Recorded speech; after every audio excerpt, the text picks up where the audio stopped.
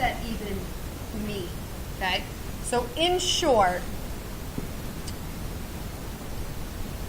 the derivative is the slope.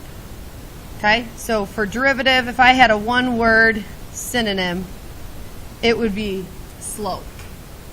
And in Algebra 1, really the only context you've ever talked about slope is the slope of a what? Line. Okay? That's one function family. Lines have slopes. We talked about them a lot. Rise over run, all that good stuff. Just because something is not a line, though, like let's go with a parabola, doesn't mean it doesn't have a slope. It still has a slope. It's just constantly changing, right? The thing about a line is that whatever the slope is, it's that same slope the entire time. So if the slope is 2/3, it's going up 2 over 3, up 2 over 3, up 2 over 3. That's the degree of the slope, 2/3.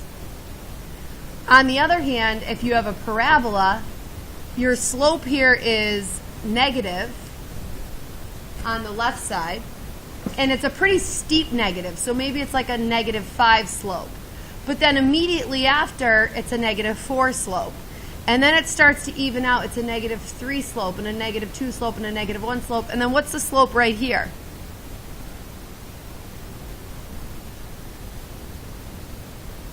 It's negative here. It's positive here, right? Joey? 0, because it's kind of flat.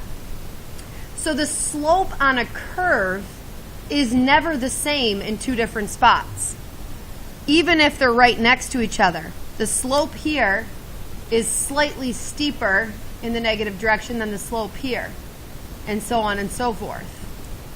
So the slope is constantly changing, and what the derivative will do for us is it will give us a formula to calculate the slope at any location. So let's say that this is just the parent graph. It will give us a formula to calculate the slope when x is -2. What's the slope here? When x is -1, what's the slope here? When x is 0, Joey already told us that the slope is 0. When x is 1, what's the slope here? When x is 2, and so on. Okay? The derivative essentially gives you a formula used to calculate the slope. Okie doke? All right. And I'm just thinking of this because the first question mentions it. Find the slope of the tangent line to f of x equals x squared plus 7 at -1/8. What is a tangent line? Yeah.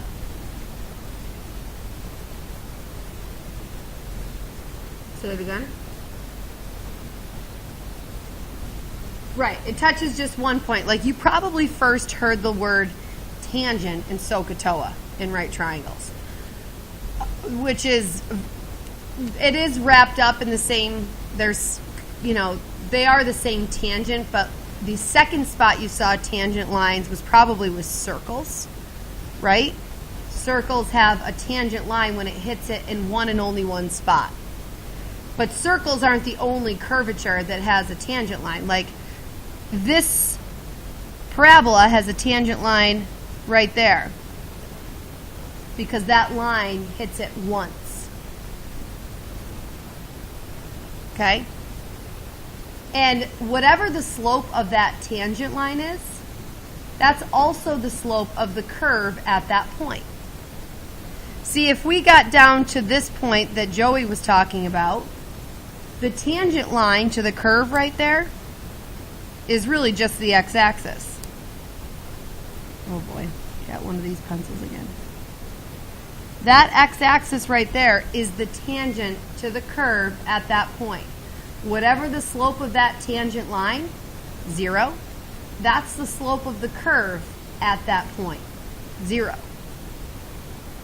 And your tangent line, as you move around this curve, is just going to become steeper and steeper. So like if I were up here, my tangent line would look like this. And it progressively gets steeper and steeper. Okie doke? Okay? So on this first example, find the slope of the tangent line to a quadratic function at -1/8. So first of all, this quadratic function is nice because it's a parent graph that's been shifted up 7. So 1, 2, 3, 4, 5, 6, 7.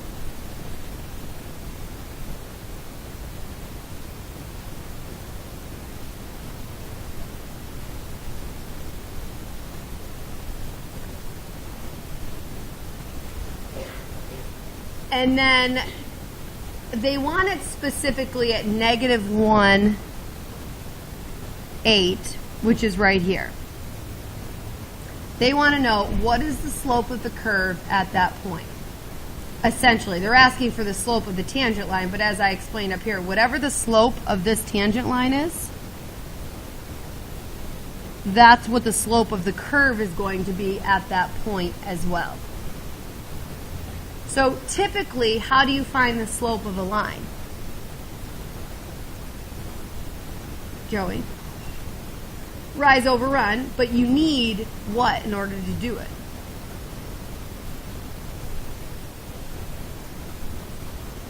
There's a formula for slope. What's the formula?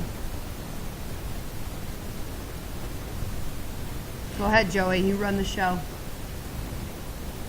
y2 minus y1 over x2 minus x1. So as I was suggesting, what you need is 2 points on the line. We don't have 2 points on the line. We only have 1 point on the line. Yes? So there's a conceptual thing here that we have to consider. And I think I'm going to have to go up to the board to do it, but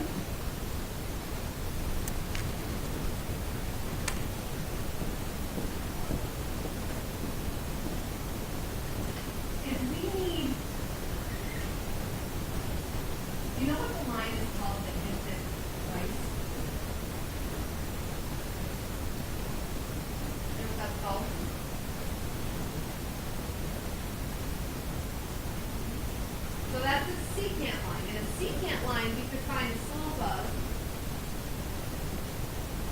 because we have 2 points. Yes? And let's pretend this is the x value at which we're looking for the slope. So our goal is to find the slope right there. Now, technically, and I'll do it in blue, the tangent line looks like this. You only hit once. And we can't do the slope formula with that because we only have 1 point. But we could do the slope formula for a secant line, right? And let's say from that green line to, and I'm going to put the same point there, what would happen if I slid that green point and I picked a point that was even closer on the parabola? Is that secant line better or worse? Is it more closely aligned with the tangent or worse than the green? Better, right? The closer I pinch these 2 points, there's where I want the point of tangency, there's where I want the slope. If I pick a second point that's far away, it'll be in the ballpark. But the closer I can pinch those 2 points, so I pinch that one closer and turn it into the red line, the more that red line, that green line progresses to that red line will progress into the blue line. So I want those 2 points to be infinitely close to each other. Yes? Essentially, I want them to be 0.000001 units apart. I want them to be as close to each other. This is where limits is going to come in. Because right now they're 2 units apart, and then they're 1 unit apart, and then I'm going to make them a half of a unit apart. And the closer they pinch, Mitch, don't lose me here. The closer they pinch, the more that secant slope will be that tangent slope. Okay? So I'm going to say my second point, this red one, is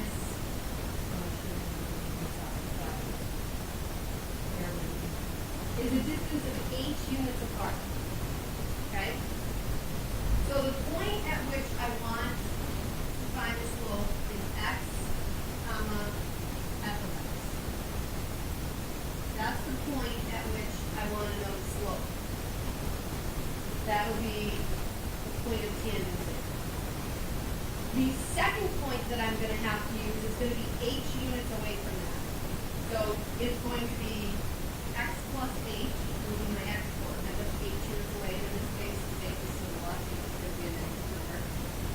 But that doesn't really matter. The x coordinate is x plus h, and the y coordinate is f of x plus h. Does that make sense? The x coordinate is 3, the y coordinate is f of 3. Okay? So we have those two. Let's try to do this without moving the sheet of paper, which is going to be borderline impossible. But if those are the 2 points I'm dealing with, I should really write this on my paper.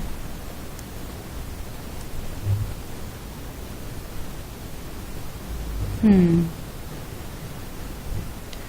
this is going to be x, f of x. Can someone run up to the board and erase those drawings?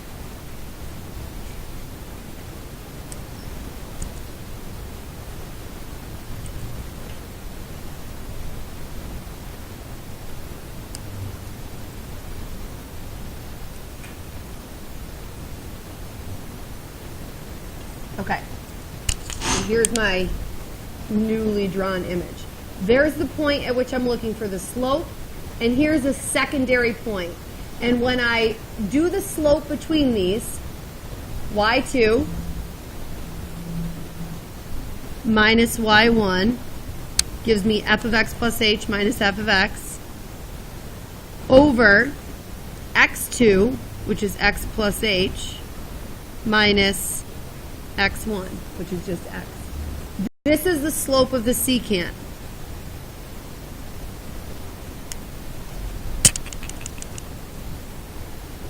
Because right now my 2 points are on the line. That's a secant line, technically. And when I simplify that, it's going to be f of x plus h minus f of x all over h. That's the slope of the secant line. Does that look familiar to you? It should. That's the difference quotient that we did earlier in PreCalc. F of x plus h minus f of x all over h. Now, when we want the slope of the tangent line, it's virtually identical. It's just, it can't be this, because for the tangent line, I essentially need h to be 0. And I can't have a denominator of 0. So I am looking for the limit of it as h approaches 0. As that distance between my 2 points gets pinched closer and closer where h is 0, if I look for what my slope formula does under that circumstance, I will actually get the slope of the tangent line at the point x. So really quickly here, for my particular function, which is this f of x equals x squared plus 7, the slope of my tangent line is going to be the limit as h gets closer and closer to 0 of the difference quotient, which is f of x plus h. Now to get f of x plus h, I actually have to plug in x plus h to the function. So there's f of x plus h minus f of x, which is just minus the x squared plus 7, all over h.